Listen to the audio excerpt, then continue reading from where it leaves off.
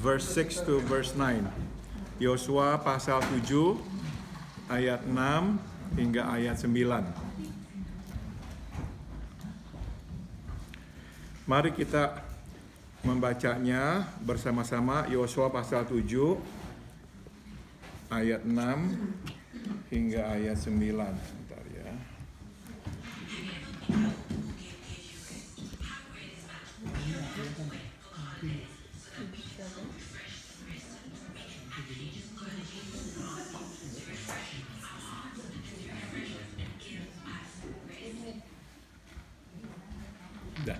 Oke. 1, 2, 3. Yosua pun mengoyakkan jubahnya dan sujud raya dengan mukanya sampai ke tanah di depan tabut Tuhan hingga petang, bersama dengan para tua-tua orang Israel sambil menaburkan debu di atas kepalanya. Dan berkatalah Yosua, Tuhanku Allah, mengapa engkau menyuruh bangsa ini menyeberangi sungai Yordan, supaya kami diserahkan kepada orang Amori untuk dibinasakan? Lebih baik kalau kami putuskan tadinya untuk tinggal di seberang sungai Yordan itu. Oh Tuhan, apakah yang akan kukatakan setelah orang Israel lari membelakangi musuhnya? Apabila hal itu terdengar oleh orang Kanaan dan seluruh penduduk negeri ini, maka mereka akan mengepung kami dan melenyapkan nama kami dari bumi ini. Dan apakah yang akan kau lakukan untuk memulihkan namamu yang besar ini? In English, then Joshua tore his clothes and fell to the earth on his face before the ark of the Lord until evening, he and the elders of Israel, and they put dust on their heads. And Joshua said, Alas, Lord God, why have you brought this people over the Jordan at all, to deliver us into the hand of the Amorites to destroy us? Oh, that we had been content and dwelt on the other side of the Jordan. Oh Lord, what shall I say when Israel turns its back before its enemies? For the Canaanites and all the inhabitants of the land will hear it and surround us and cut off our name from the earth. Then what will you do for your great name? Mari kita berdoa. Let us pray.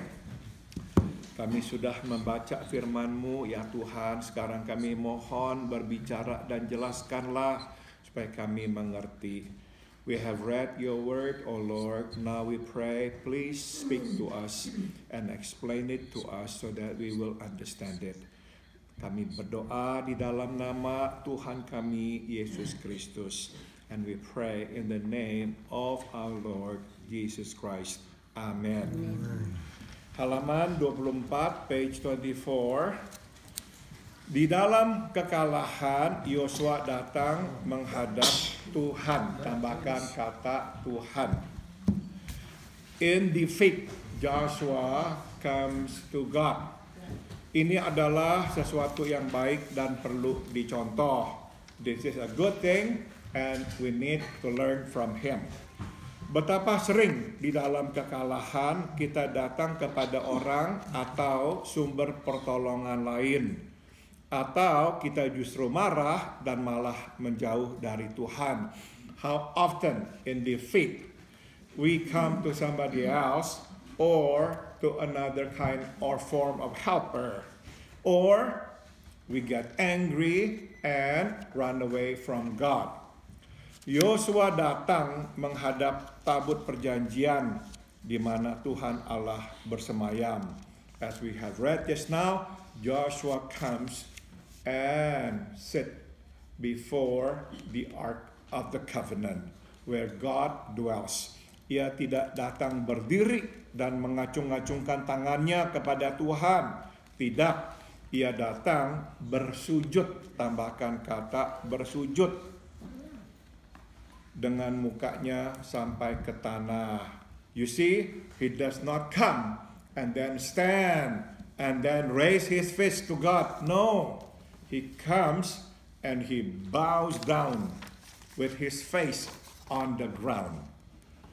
Dia pasti marah dan kecewa, tetapi dia tidak kurang ajar. So you see, Of course, as a human being, Joshua must be angry and disappointed because remember, he lost the war. He lost the battle against a small town called Ai. But he is not disrespectful.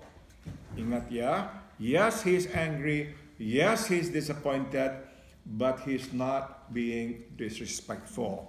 Dia tetap hormat kepada Tuhan. Tambahkan kata hormat.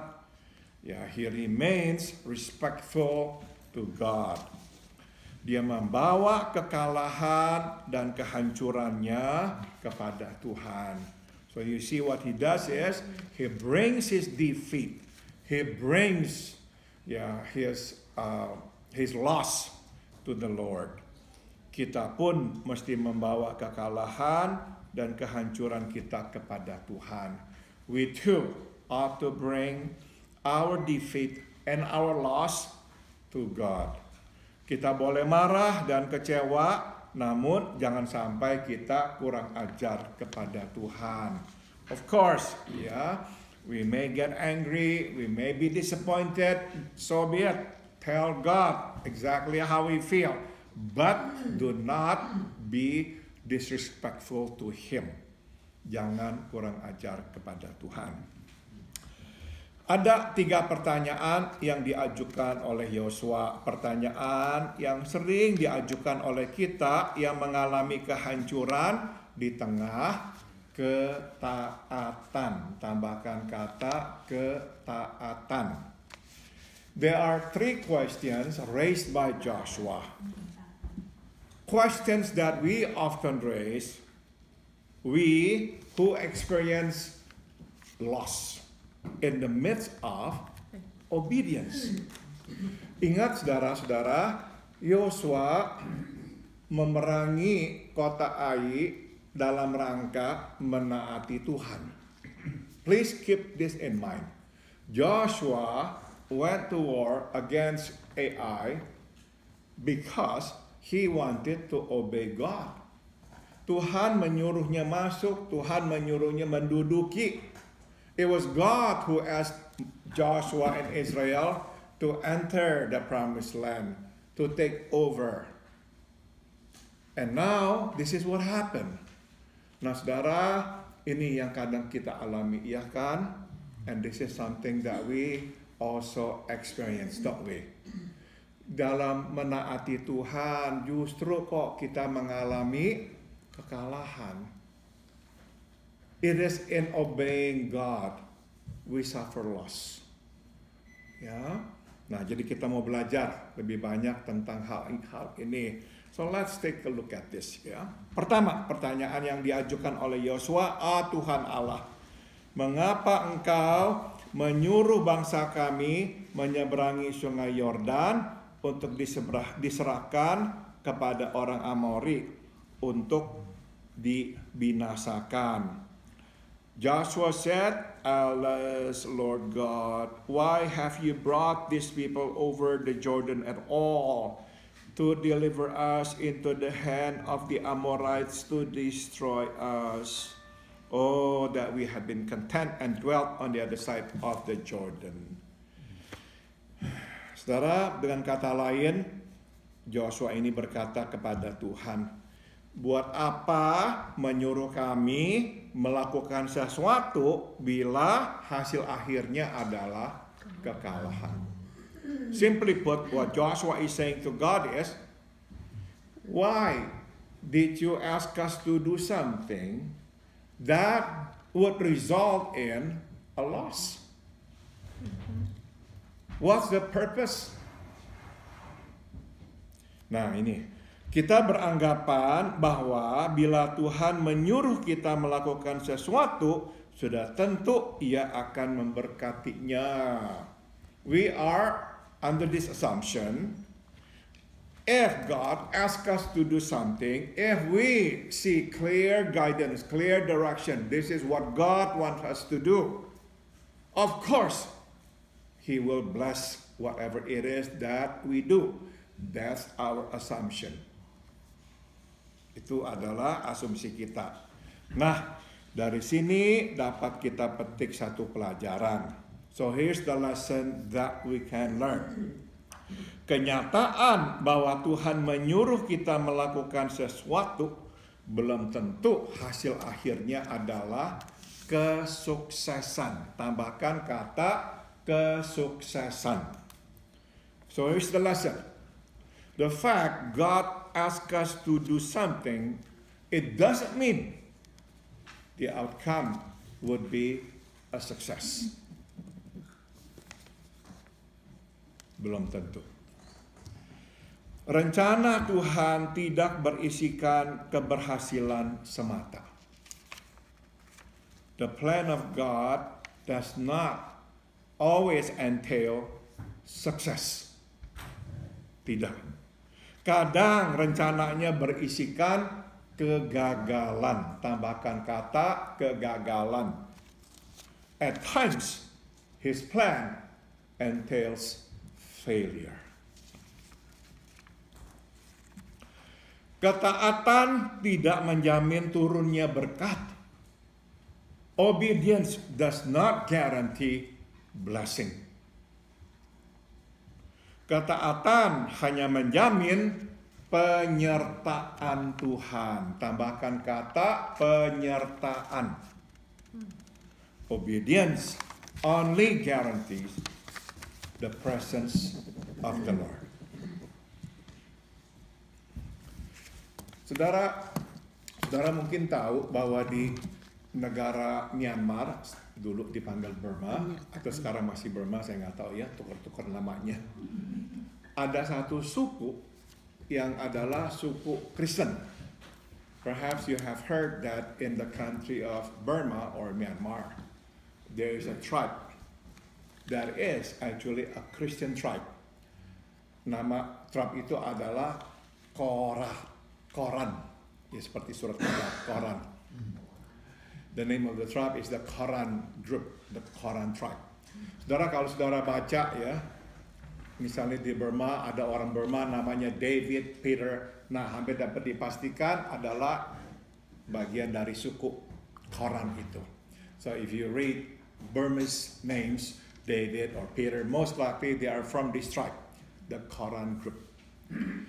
Saudara-saudara, mereka ini menjadi Kristen atas pelayanan misionaris. They became Christians because of the ministries of missionaries. Nah, saudara, misionaris, saya tidak tahu pasti ya apakah pertama atau bukan, yang datang ke Burma adalah Adoniram Judson. The name of the missionary that came to Burma, his name was Adoniram Judson dari Inggris. Saudara percaya nggak? Dia melayani di sana bertahun-tahun, saya lupa berapa tahunnya.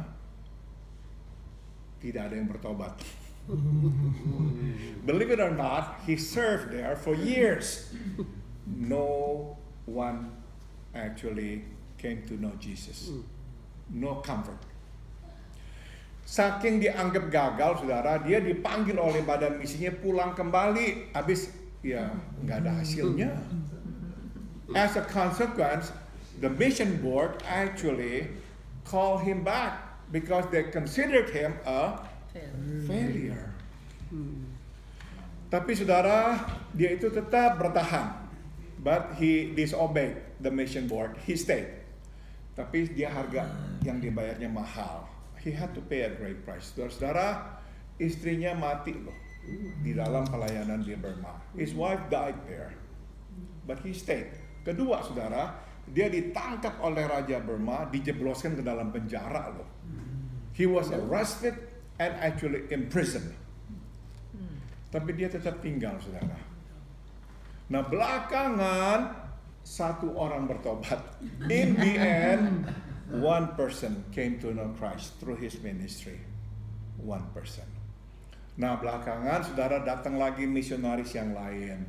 Karena dia sudah ada di situ, maka yang lain datang karena sudah ada jembatan yang dibuat ya. Because he was already there, so when other missionaries came, they already had a bridge. They had somebody there who knew the place, who knew the context and whatnot. Dan dari situ akhirnya grup yang lain itu melayani dan satu persatu akhirnya menjadi orang Kristen sampai satu suku menjadi Kristen. And as a result of it, one tribe became a Christian. Nah, saya pernah bersekutu dengan pendeta-pendeta dari Burma yang memberitahu saya, ternyata akhirnya bukan hanya suku Koran saja yang menjadi orang Kristen, ada lagi orang-orang yang lain.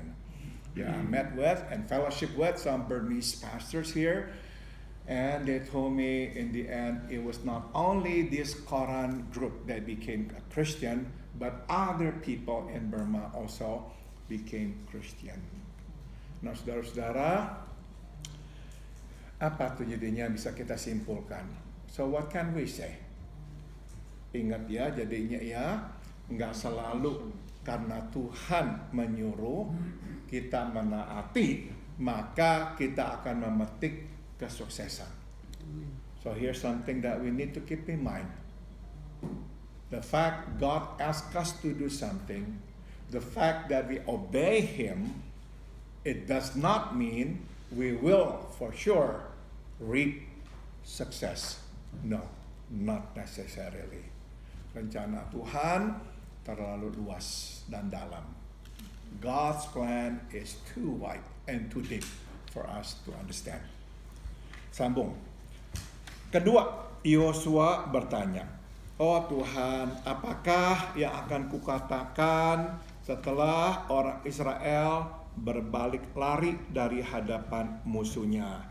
Secondly, Joshua asked God, "Oh Lord, what shall I say when Israel turns its back before its enemies?" Nah, saudara, dengan kata lain ini ya, kekalahan ini membuatnya kehilangan pamor, tambahkan kata pamor, di hadapan bangsa-bangsa di Kanaan. Simply put, what Joshua is saying is, Lord, this defeat tarnished our reputation. Yeah, prior to this, we were the revered group, the revered nation. Everybody was afraid of us. But now, no more. Our reputation has been tarnished. Ya, jadi selama ini mereka selalu menang perang, tapi sekarang kalah. Dapat dipastikan kekalahan ini, apalagi kekalahan melawan kota kecil, membuat lawan mereka bukan saja tidak lagi takut, tapi malah makin berani, tambahkan kata berani, terhadap Israel. All this time they have always enjoyed victory, but now they lost. Yeah. And not only they lost, but they lost against this tiny town. And this would not only make their fear disappear, but these people, the enemies, will be more emboldened to fight against Israel. Yosua sudah membayangkan kekalahan demi kekalahan yang akan dituainya. So as a general, as a commander, he already thinks ahead. Oh no, I can already foresee I will only suffer defeat after defeat, because my enemies will be more emboldened. They're not afraid anymore. Di sini Yosua keliru. Here's where Joshua is wrong. Israel menang bukan karena kekuatannya yang dahsyat, melainkan karena kekuatan Tuhan yang dahsyat. Israel has been enjoying victory not because of its strength, but because of the mighty power of God. Tanpa disadarinya, fokus Yosua sudah mulai bergeser. Tambahkan kata bergeser. Ya, unbeknownst to him, his focus has begun to shift. Nah, kekalahan ini meluruskan kembali fokus Yosua. So this defeat straighten up his focus. Mari kita belajar sesuatu, let's learn something. Ada kalanya Tuhan mengizinkan kegagalan dan kekalahan untuk mengembalikan fokus kita yang telah bergeser. You see, there are times God allows failure and loss to straighten up our focus that has actually been shifting. Mungkin di awal kita bergantung, tambahkan kata bergantung, penuh pada Tuhan. Namun perlahan-lahan kita tidak lagi bergantung pada Tuhan tatkala kita mulai mencicipi keberhasilan. Perhaps in the beginning we depended on God, but gradually we no longer depend on Him when we began to enjoy victories. Kita masih berdoa, tambahkan kata berdoa. Tetapi sebenarnya kita tidak lagi bergantung pada Tuhan. Sebab sekarang kita sudah memiliki sumber daya yang memadai. Of course, we still pray. We still pray to God. But the fact is, we no longer depend on Him. Why? Because now we already have another resource that we can depend on. Jadi perlahan-lahan kita bergeser. Tidak lagi kita bersandar pada Tuhan, melainkan pada kekuatan sendiri. So slowly, we begin to shift. We no longer rely on the Lord, but we rely on our own strength. Nah, di saat seperti itulah Tuhan menghadirkan, dalam tanda kutip, kotak AI dalam hidup kita. So you see, in times like this, God brings to our lives the city of AI. Of course, yeah, quote unquote. Into our lives. Kita jatuh, kita gagal oleh karena satu hal yang sepele, tambahkan kata sepele. We fall, we fail because of something small, something sort of like insignificant. Saudara-saudara, kita ini perlu diingatkan. We all need reminders. Karena kenapa? Memang inilah kita sebagai manusia ya. Kalau kita kok rasanya udah bisa sendiri, udah punya alat-alat sendiri, udah punya pertimbangan, perencanaan sendiri yang kita anggap bagus dan matang, akhirnya doa hanya menjadi formalitas. Bukankah kita orang Kristen harus berdoa? Ya jadi ya berdoa. Tapi berdoa hanya menjadi formalitas. Tidak lagi kita sungguh-sungguh bergantung. We all need reminders because this is our nature. As human beings, in the end, we tend to depend on our abilities.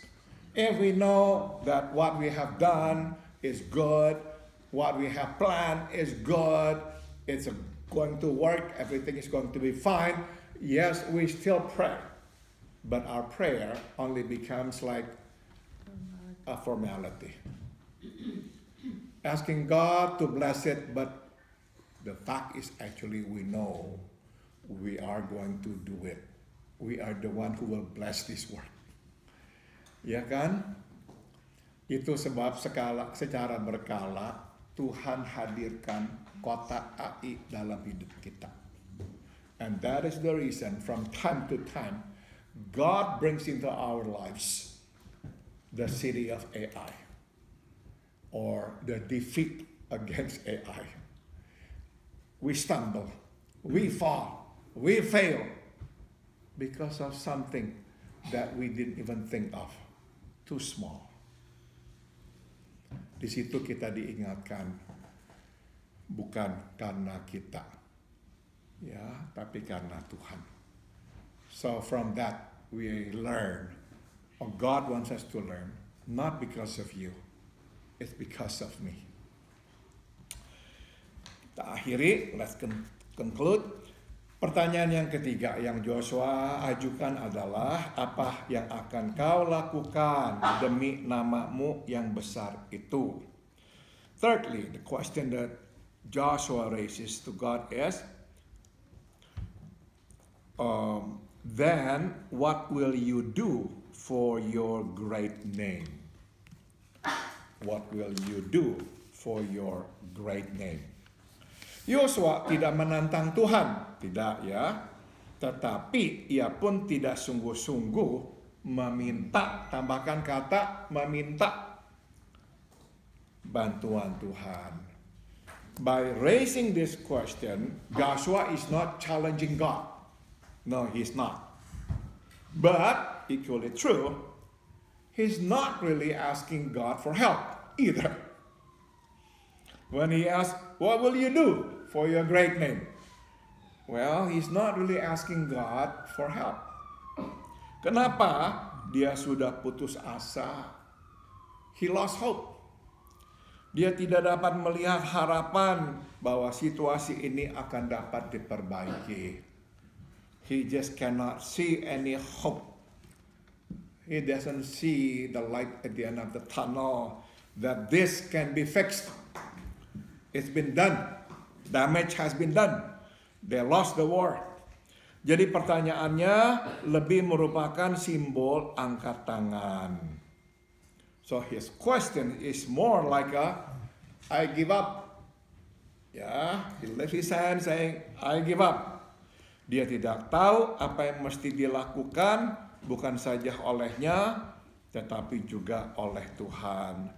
He doesn't know what to do anymore, and he also thinks, well, God doesn't know what to do anymore either. Inilah yang kerap kita perbuat pula, ya kan? And this is something that we often do, don't we? Di tengah kehancuran, kita tidak lagi dapat melihat kemungkinan bahwa situasi ini masih dapat diperbaiki. Tambahkan kata diperbaiki.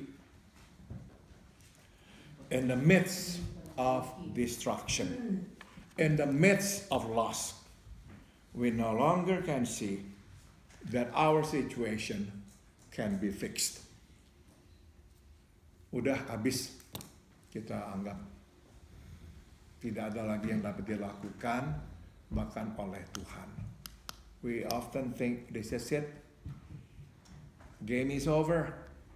There's nothing that I can do. In fact, there's nothing that God can do. Jadi ya sudah, terima saja, jalani apa adanya. Meski situasi tampak mustahil berubah atau diperbaiki, kita mesti tetap membuka ruang bahwa bila Tuhan berkehendak, maka Ia akan sanggup mengubah dan memperbaikinya. But this is what we need to keep in mind. Even though this seems to be like impossible to be fixed, no more hope, this is hopeless, we still have to be open to this possibility that if God wills it, He is able to fix it. He is able to fix it. Dia sanggup membuka jalan yang baru. Tambahkan kata jalan. He is able to open a new way.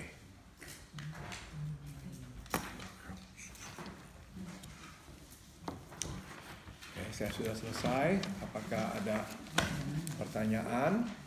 Apakah Ada komentar?